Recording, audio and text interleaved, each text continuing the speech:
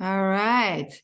All right. So I guess there's starting to be a lot of people here. So I'm just going to get started since lots of planetary changes going on this year. So, but before we dive into 2023, I also wanted to take a brief moment to just reflect on 2022 because as some of you know in astrology, it's all cycles, right? So every cycle informs the next cycle. And so whatever we've done before informs how we're entering the next cycles. So from that perspective, I think it's interesting to see like what have we explored in 2022. So for example, feel free to actually, write that in a notebook, like like answering the questions, and I will also answer the questions with you guys. So for example, what was difficult in 2022, right? So take time and really write down what was challenging for you in 2022. And maybe even 2021, 2022, right? Because we had this Saturn Uranus square in both years. And so maybe in connection with that, there was something that felt challenging or difficult to do or to accomplish or to be with. Now, what was inspiring in 2022? Now, feel free to write down what felt inspiring to you. And as far as that goes for me, I would say it was witnessing other people's processes and their strength and their heart while they were going through difficult things. With my coaching clients, I was seeing some incredible things that people have been able to overcome and process through. And that was extremely inspiring to me to watch that in other people. So those were some of the inspiring things. And then the last question, of course, is what have we learned from 2022, right? Like what would sort of like, what was the nugget of 2022? And I would say for me, that was kind of like going within, being able to really go within and be with myself in my process. That was a big learning in how to do that and trusting that process, trusting my own inner process. And it actually felt really empowering to me to be able to do that without feeling that it was wrong, without feeling that I was, separating myself too much from other people. And to just honor it, to honor where I was at, to just honor my present state. So that was kind of what I learned. And I'm sure all of your lessons are very different from mine, or maybe they're similar, but whatever has come up, I just invite you to sort of like write some of it down. All right. So how is 2023 different from 2022? Now, first of all, we no longer have the Saturn-Uranus square that we've had the last 2 years, which required a lot of us to have some space from each other or from things out there in the world. And yeah, we have a lot of planetary shifts this year. There's a lot happening with, planetary transits, which we're going to go into one by one. Saturn and Jupiter are going to move into feminine signs, Pisces and Taurus. Pluto is going to move for the first time in years into a new sign, and we'll talk about that. There will also be squares with the moon nodes, and the moon nodes will switch into new signs as well, which only happens every 18 months. And so, so there's a lot of shifting going on. And so what we can expect with all of these shifts is we can expect there to be some shifting internally for ourselves individually, but also externally in terms of the collective, right? So there could be both of that could be going on. Now, what will all of the planetary and nodal changes bring?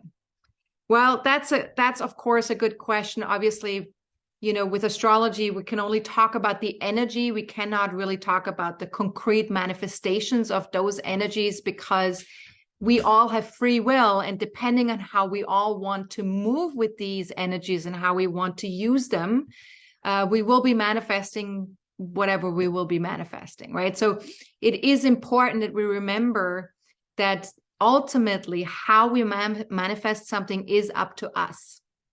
And, you know, of course, with the planetary shifts that are going on this year, the energy is towards an empowerment process on a social level.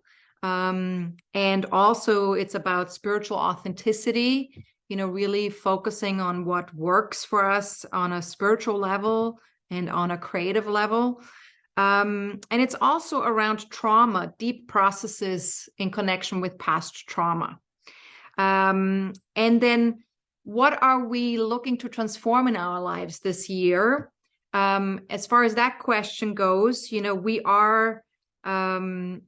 have to take a look to see where are these planetary shifts taking place in our own chart in terms of the houses, and where are the natal planets of these transiting planets that are shifting currently, I mean, in this year. And then that will give us the answer to a little bit of where this will transform our lives. And we will take a look at that towards the end. Now, last question is, what will a heart-centered approach allow us to accomplish? And this is really the central question of 2023. You know, we really need to focus, we need to allow for a balance between the mental and the heart energies. And this is what, if we can't do that, we will definitely feel disempowered, and we will definitely not feel like it's going to be a good ride this year. But if we're able to balance the head and the heart, and we're able to really integrate those two sides of ourselves, 2023 is going to be much more empowering for us, and it will feel not without challenges, but we will be able to truly grow and transform something in our lives.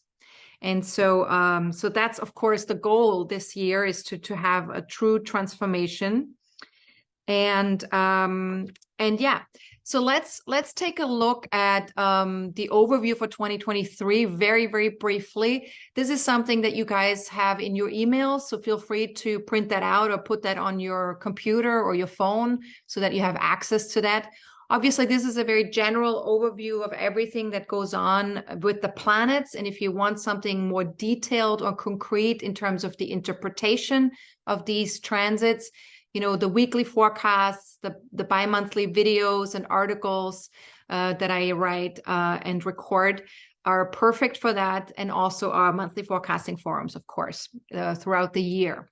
Now, January is going to be, like I mentioned in my full moon video already, and also in the video that I posted about January 2023, you know, because there's a lot of planets still retrograde this month, we're needing to first resolve issues connected to the past or issues connected to last year, possibly, before we can truly move forward into 2023. So we're not quite yet ready to move completely into the new year. If we want something new or something different, that's not going to happen quite yet. However, as you can see, Mars, Mercury, and Uranus will go direct this month. So at the very latest, by January 22nd, we will be able to start to move things forward. There will be no retrograde phases from January 23rd until April 21st. And that means that that will be a time period where we really can take the pedal to the metal and start to forge new paths, new things in our lives that we want to be doing, and move things forward in a quite a big way if we wanted to. Again, it all depends on where we're at when the retrograde phases end. If we haven't done any of the work during the time of the retrograde phases, then moving forward might not be so quickly either. So it really depends on, have we been doing the inner work? Because the retrograde phases, of course, always want us to do the inner work, right? So in February, we have Jupiter and Chiron will make a conjunction that will be exact in middle of March, but it will already start at the end of February until the end of March.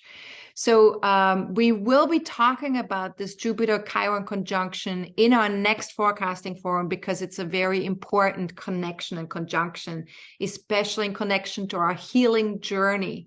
And for those of you who've watched my Chiron in Aries videos about the healing journey, you know, and if this is something that's of interest to you, then this forum is definitely something you don't want to miss. Now in March, that's the month, right? March is the big month for all the changes. And we will be, experiencing a lot of stuff that will happen.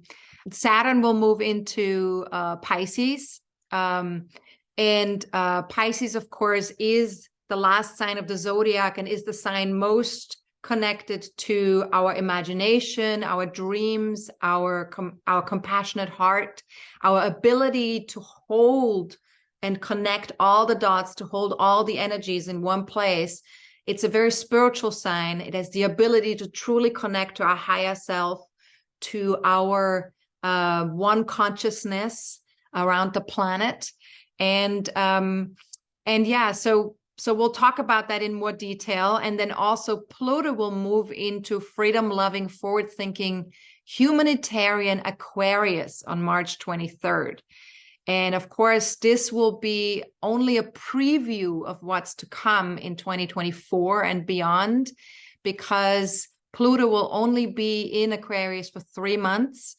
And we'll get the first taste of significant social shifts that will happen and that will be in store for us in the next 20 years, because Pluto is a very slow-moving planet. It takes a while for us to shift things.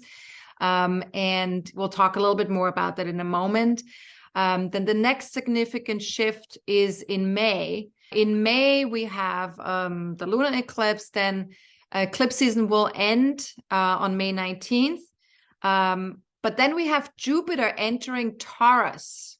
Jupiter will enter Taurus on May 16th for a whole year. And that allows us to see where we can create more abundance in our lives. We'll talk about that in more detail as well in a moment. And then in November, Venus will enter Libra. So Venus will start to connect to the South Node in Libra during that time. And so that should be interesting in terms of like, what are we doing with our relationships, right? And we'll talk a little bit more about that also in connection with the moon nodes. Let's talk a little bit about the important dates for 2023. You should have this. This was also an attachment in the email, and this will also be part of the attachment with the recording of the webinar. So feel free to also print that out or put that on your devices. Again, of course, as best as you can in 2023, you gotta trust that everything is unfolding as it needs to happen in terms of our highest growth and our highest evolution. And let's go to our next page here, which is our own birth charts. So what I want you to do now is pull out your own birth chart and then take a look at where do some of these big transits happen in your own birth chart. Now, somebody asked me a question about their chart in advance. So I will be pulling up their chart so we can see someone's chart in relationship to some of these movements here. But before we do that, I just very briefly want to mention the coaching sessions that I offer, because even though, obviously you all know me as your astrologer, I also do life coaching with people that includes astrology, but goes beyond that to a certain extent, where I really also support people on a more emotional level, and in particular in allowing them to discover themselves in a whole new way by letting go of the layers of conditioning that keep you from fully connecting with yourself. And so this is very, very powerful. It's a very powerful technique that I use. And I really highly recommend, if anybody's interested this year in exploring some of that coaching with me, I highly recommend stepping into that. It will change your life. That's all I can say. It changed my life. It's changed lives of my clients already.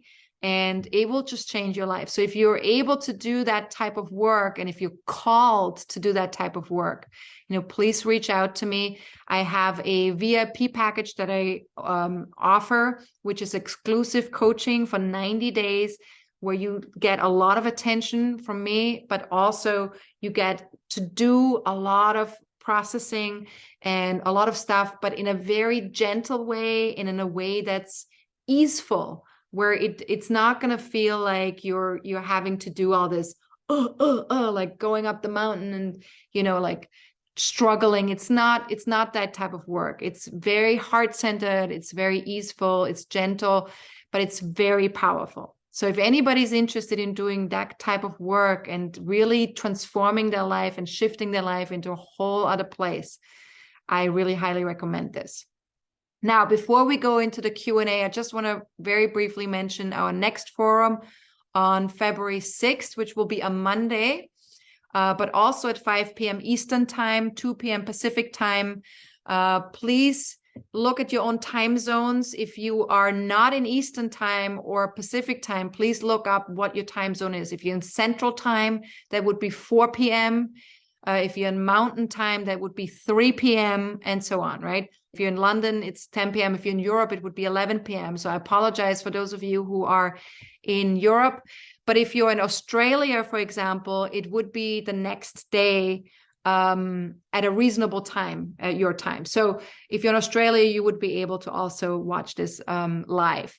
Now, we will talk about the Jupiter-Chiron conjunction in Aries and all about our healing process. So it's all about, what are you believing about your own humanity, your own limitations, your possibility for being healed or healing others. There's some kind of new perspective that we need to find in connection with this. And we're going to look at this in our own birth charts and also in terms of the general, what is it all about? Now, again, there are early bird specials, regular, monthly, star membership, yearly star membership, blah, blah, blah, blah, blah, blah, blah, blah, blah. All of that is available. And you can ask questions in advance, always via your My Account tab when you go to Forecasting Forum here, and then click on the link here. You can ask a question, or you can also email me.